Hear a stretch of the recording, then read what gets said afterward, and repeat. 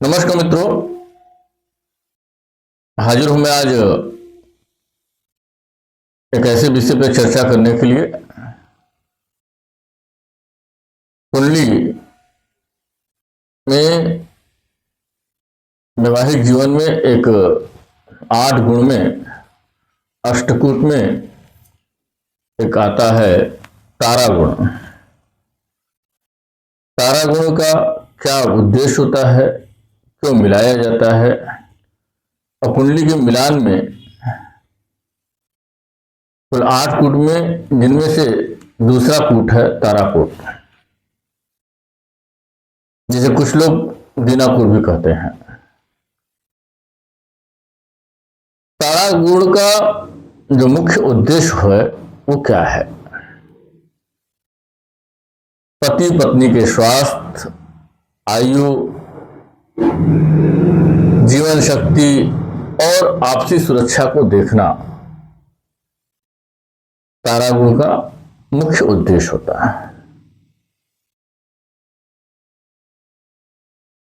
तारा गुण का महत्व क्यों है?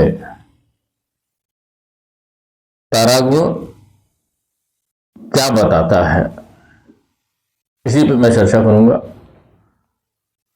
तो तारा गुण विवाह के बाद दोनों का स्वास्थ्य कैसा रहेगा,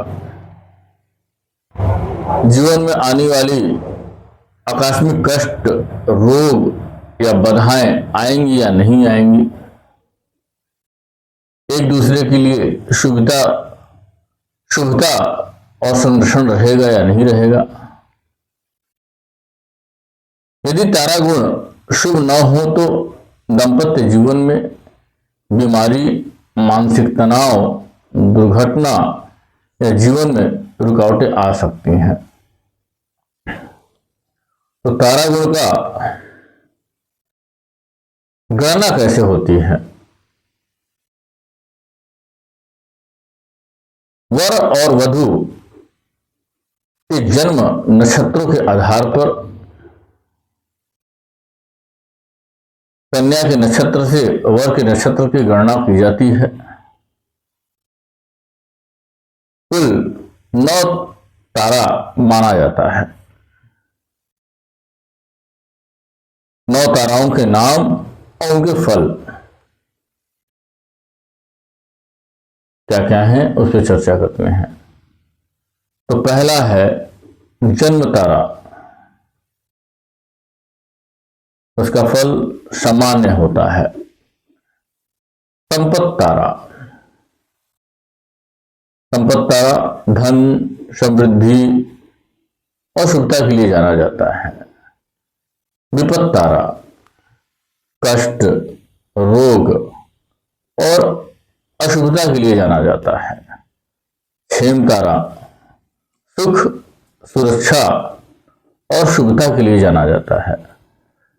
प्रत्यक्ष तारा विरोध, तनाव और अशुभता के लिए जाना जाता है। साधन तारा उन्नति, सफलता, वैभव, इस शुभता के लिए जाना जाता है। निधन तारा हानि, भय, अत्यंत अशुभ होता है। मृत्यु तारा सहयोग, समर्पण, प्रेम और शुभता के लिए जाना जाता है। परम मित्र तारा श्रेष्ठ शुभ फल देता है। शुभ ताराएं दूसरे, चौथे, छठे, 8वें और 9वां होता है। अशुभ ताराएं तीसरे, 5वां और 7वां होता है। तारा गुण में कितने अंक मिलते हैं? तो ताराकूट को कुल 3 अंक, मतलब 3 गुण मिलते हैं। स्थिति के अनुसार से अगर बात करूं तो गुण शुभ तारा ये 3 गुण होते हैं। अशुभ तारा अशुभ तारों में कोई गुण नहीं होता है। तारा गुण क्या है, क्या होता है? तो वर वधु के द्वारा के तारा विपद प्रत्यक्ष या निधन में आते हैं, इसे तारा दोष कहते हैं। विशेष रूप से निधन तारा को बहुत गंभीर माना जाता है, जिसे सातवां तारा भी कहते हैं। क्या तारा दोष में विवाह नहीं करना चाहिए? नहीं, ऐसा नहीं है। यदि कुंडली में मजबूत लग्न, शुभ ग्रहों की दृष्टि, आयु भाव बलवान हो, अन्य कूट अच्छे हों, तो तारा दोष का प्रभाव कम या समाप्त हो जाता है। तारा दोष के समाप्त करने के या उसको सरल उपाय से कैसे समाप्त किया जाए, इसके लिए चर्चा करता हूं। महामृत्युंजय मंत्र का जाप, नक्षत्र शांति पूजन, चंद्रमा को मजबूत करने के उपाय और किसी योग्य आचार्य से कुंडली का विश्लेषण करने के पश्चात ही यह निष्कर्ष पे पहुंचना चाहिए कि तारा गुण केवल विवाह का निर्णय करने का एक हिस्सा है या पूरा आधार है। संपूर्ण कुंडली देखे बिना केवल तारा दोष के कारण विवाह को रोकना उचित नहीं है, क्योंकि कुंडली के विश्लेषण में अष्टकूट में ये दूसरा कूट है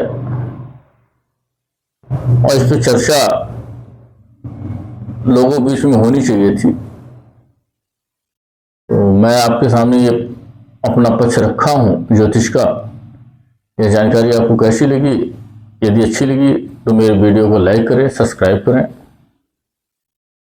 धन्यवाद मित्रों। मैं अखिलेश अग्रजी, ज्योतिषाचार्य। यदि आप किसी प्रकार की समस्याओं से घिरे हुए हैं और अपने कुंडली का विश्लेषण कराना चाहते हैं तो आप मुझसे संपर्क करें। मेरा संपर्क सूत्र 83-170-74-895 है। मेरे चैनल को अखिलेश ज्योतिष नाम से सब्सक्राइब करें और लाइक करें। धन्यवाद मित्रों।